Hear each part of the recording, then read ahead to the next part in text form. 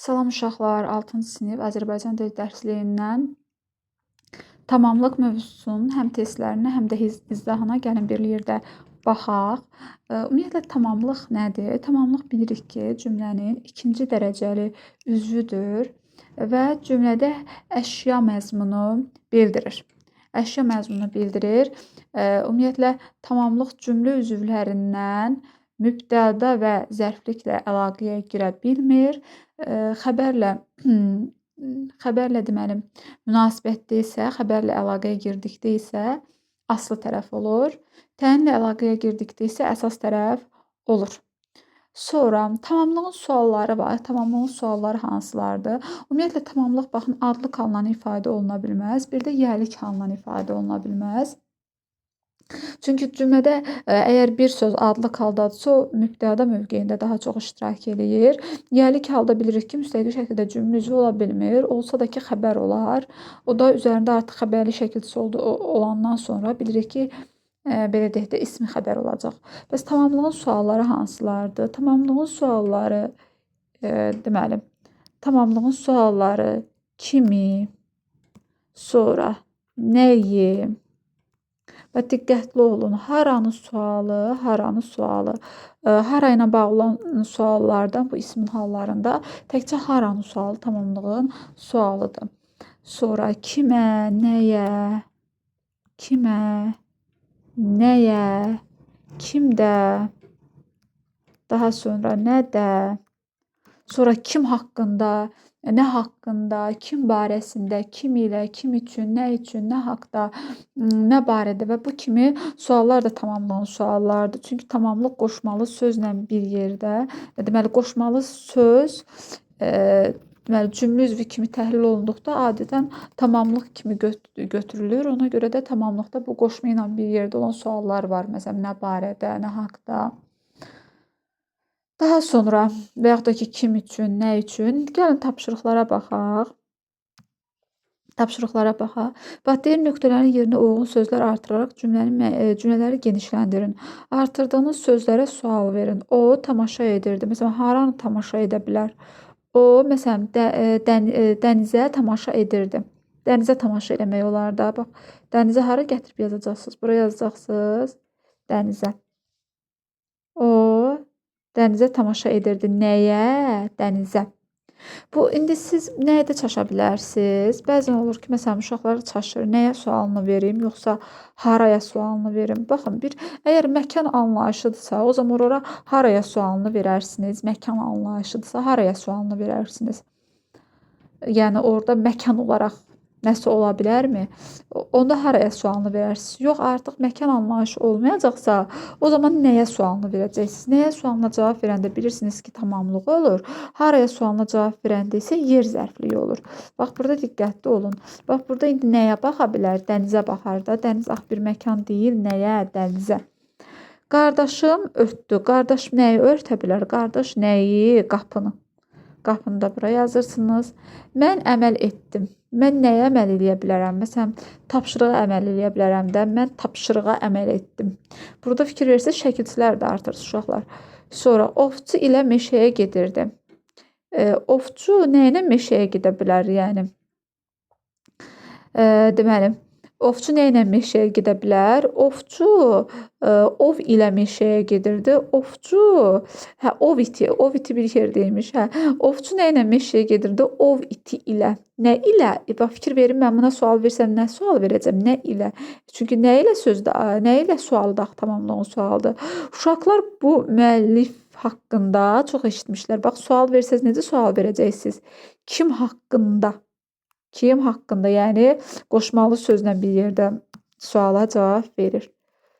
Sonra, indi keçək aşağıya görə burada nə yazıblar? Deyir ki, yadda saxla, tamamlığın cümlədə rolu. Cümlədə əsas məlumat baş üzvlər, yəni baş üzvlərimiz hansıdır? Mübtəda və xəbər vasitəsilə çatdırılır. İkinci dərəcəli üzvlər isə bu məlumatı genişləndirir. Bəli. Cümlədə əsas məlumat bilirik ki, mübtəda və xəbər vasitəsilə, ümumiyyətlə mübtəda cümlədə haqqında danışılan şəxs və əşyanı bildirir də, cümlənin baş üzvüdür. Xəbər də elə cümlənin baş üzvüdür. Lakin cümlənin ən müstəqil üzvü nə desələr, onda artıq mübtəda götürürsünüz. İkinci dərəcəli üzvlərdən biri də tamamlıqdır. Ümumiyyətlə ikinci dərəcəli üzvlər bilir ki, cümlələri genişləndirirlər.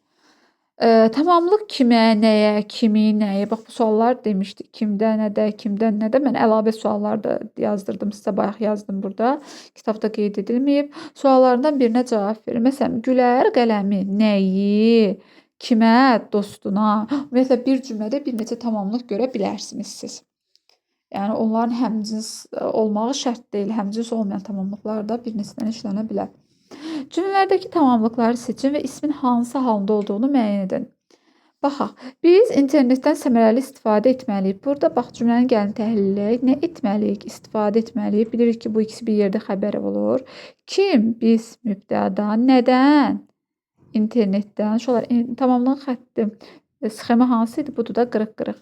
Nədən? İnternetdən. Bax burada tamamlığımız internetdən sözüdür. Mən burada yaxşı çəkə bilmədim. Bu nəsə yaxşı qələm çəkmədi. Hə. Necə, nə cür, nə tərzdə istifadə etməliyik səmərəli? Bu da bizim zərfliyimizdir. İndi burada bizim tamamlığımız nə oldu? Tamamlıqları seçin ismini alın. İnternetdən sözü tamamlıqdır. Bu internetdən tamamlığın ifadə vasitəsi nədir? Yəni ifadə vasitəsi tamamlı olan söz nitq hissəsi olaraq nədir? Təbii ki, isimdir. Bəs ismin hansı halındadır? Dən ismin hansı halında sualdır uşaqlar? Təbii ki, çıxışlıq halında. Deməli, ismin hansı halındadır? Çıxışlıq halındadır. Şah İsmayıl Sultan Səlimin məktublarına cavab verdi. Cavab verdi frazoloji birləşmədir, bir yerdə götürülür.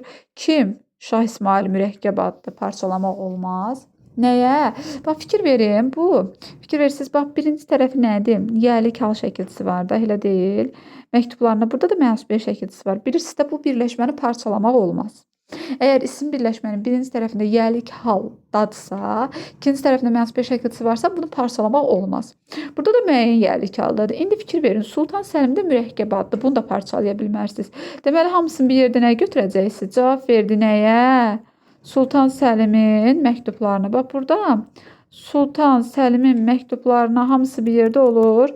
Tamamlıq. Mən burada uşaqlara yaxşı xətt çəkə bilmədim. Sultan Səlimin məktublarına, bax, bu hamısı bir yerdə olur. Tamamlıq. İndi bu deyir ki, ismin hansı halda olduğunu müəyyən. Biz də axırıncı sözə baxırıq. Əsas tərəfin axırıncı sözünə. Məktublarına. Bu da yönlük haldadır. Ümumiyyətlə burada tamamlanan ifadə vasitəsi isim birləşmədir. Sadəcə olaraq, yəni son sözə baxırıq hal dediyinə görə, o da yönlük halda olur. Sonra keçək üçüncüyə. O sakitcə işığı yandırdı. Nə etdi? Yandırdı. Kim? O. Necə, nə cür, nə tərzdə? Sakitcə, bu bizim zərfliyimizdir. Nəyi? İşığı. Bizim tamamlığımız burada nədir? İşığı. İşığı da nə, hansı haldadır? Təsirlik haldadır. Ümumiyyətlə, təsirlik hal birisi də xəbərli şəkildə qəbul etmir. Xəbər də ola bilmir. Ən çox tamamlıq olur. İstisna halda zaman zərfi də ola bilər. Məsələn, yayı dincəlmədindən zamanı yayı. Sonra 4-ə baxaq. Sualın cavabı vərəqdə yazılmışdı. Nə etmişdi? Yazılmışdı. Nə? Baxın, bunda birinci tərəfi nədir? Yəlik hal. İkinci tərəfi mənsubiyyət. Belə birləşmələr parçalanmır. Nə? Sualın cavabı mübtəda. Nədə? Vərəqdə.